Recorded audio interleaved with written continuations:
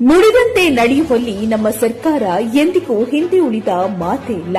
ಈ ಮಾತನ್ನ ಮತ್ತೊಮ್ಮೆ ನೆನಪಿಸೋಕೆ ಕಾರಣವಿದೆ. ಸಿಂದಗಿ ಮತಕ್ಷೇತ್ರದ ಶಾಸಕರಾದ ಶ್ರೀ ಅಶೋಕ್ ಮನುಗೂಳಿ ಅವರು ಸನ್ಮಾನ್ಯ ನಗರಾಭಿವೃದ್ಧಿ ಸಚಿವರಾದ ಶ್ರೀ ಭೈರತಿ ಸುರೇಶ್ ಅವರಲ್ಲಿ ಮಾಡಿರುವ ಈ ಮನವಿಯನ್ನೊಮ್ಮೆ ಕೇಳಿ. ನಮ್ಮ ಸಿಂದಗಿ ಪುರಸಭೆ 23 ವಾರ್ಡ್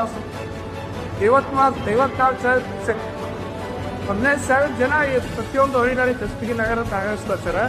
ಈಗಾಗಲೇ ಗೌರ್ಮೆಂಟ್ ನಗರಸಭೆ ತಗೋಬೇಕು ಸರ್. ಇನ್ನು ಕಾಲಾವಧಿಯಲ್ಲಿ ಸಿಗಿ ನಗರಸಭೆ ಮಾಡಿಕೊಡ್ತಾರೆ ಅಂದ್ರೆ ಇಡೀ ಮತಕ್ಷೇತ್ರಕ್ಕೆ 54,000 ಮತದಾರರು ಸಿದ್ದಿಗೆ ಪಟ್ಟಿದ್ದಾರೆ. ಬಹಳಷ್ಟು ಪ್ರಮೋಟರ್ಸ್ ಬಹಳಷ್ಟು ನಗರಗಳಲ್ಲಿ ಕರ್ನಾಟಕ ರಾಜ್ಯದಲ್ಲಿ ಸುಮಾರು 50ಕ್ಕೂ ಹೆಚ್ಚು ನಗರಸಭೆ ಮಾಡಬೇಕು, ಪುರಸಭೆ ಮಾಡಬೇಕು ಅಂತ ಈಗಾಗಲೇ ನಾನು ಇಲಾಖೆಗೆ ಪ್ರಪೋಸಲ್ ಬಂದಿದೆ. ಇಡೀ ರಾಜ್ಯದಲ್ಲಿ ಪ್ರಪ್ರಥಮವಾಗಿ ನೆಕ್ಸ್ಟ್ 50ರಲ್ಲಿ ಯಾವುದಾದ್ರೂ ಪ್ರಪೋಸಲ್ ನಾನು ಮಾಡಿದ್ರೆ ಫಸ್ಟ್ ಸಿಂದಗಿ ಎಸ್ ಸಿಂದಗಿಯ ಎಪಿಎಂಸಿ ಆವರಣದಲ್ಲಿರುವ ಕಾಂಗ್ರೆಸ್ ಪಕ್ಷದ ಕಾರ್ಯಾಲಯದಲ್ಲಿ ಸನ್ಮಾನ್ಯ ಸಚಿವರಾದ ಶ್ರೀ ಭೈರತಿ ಸುರೇಶ್ ಅವರ ಬಳಿಯಲ್ಲಿ ಸಿಂದಗಿ ಪುರಸಭೆಯನ್ನ ನಗರಸಭೆಯನ್ನಾಗಿ ಮಾಡಿಕೊಡಿ ಎಂದು ಸಿಂದಗಿಯ ಶಾಸಕರಾದ ಶ್ರೀ ಅಶೋಕ್ ಮನುಗೂಳಿ ಅವರು ಬೇಡಿಕೆಯನ್ನಿಟ್ಟಿದ್ರು. ಇದಕ್ಕೆ ಪ್ರತಿಯಾಗಿ ಸಚಿವರಾದ ಭೈರತಿ ಸುರೇಶ್ ಅವರು ಕೂಡ ಇದಕ್ಕೆ ಪ್ರಥಮ ಪ್ರಾಶಸ್ತ್ಯ ನೀಡುವ ಭರವಸೆ ನೀಡಿದರು.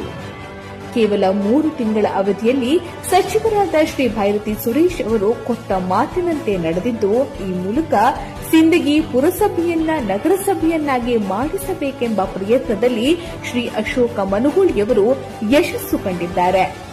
ಸಿಂದಗಿ ಪುರಸಭೆಯನ್ನ ನಗರಸಭೆಯನ್ನಾಗಿ ಮೇಲ್ದರ್ಜೆಗೇರಿಸಬೇಕೆಂದು ನಮ್ಮ ಸರ್ಕಾರದ ಎದುರು ಬೇಡಿಕೆಯನ್ನಿಟ್ಟು ಸದಾ ಈ ಬಗ್ಗೆ ಗಮನ ಹರಿಸಿದ ಪರಿಣಾಮವಾಗಿ ಇದೀಗ ಸಿಂದಗಿ ಜನತೆಯ ಬಹುದಿನಗಳ ಕನಸು ನೆರವೇರಿದೆ. ಈ ಮೂಲಕ ನಾವು ನುಡಿದಂತೆ ನಡೆಯುವವರು ಎಂಬ ಮಾತನ್ನ ಮತ್ತೊಮ್ಮೆ ಮಗದೊಮ್ಮೆ ಸಾಬೀತುಪಡಿಸಿದಂತಾಗಿದೆ.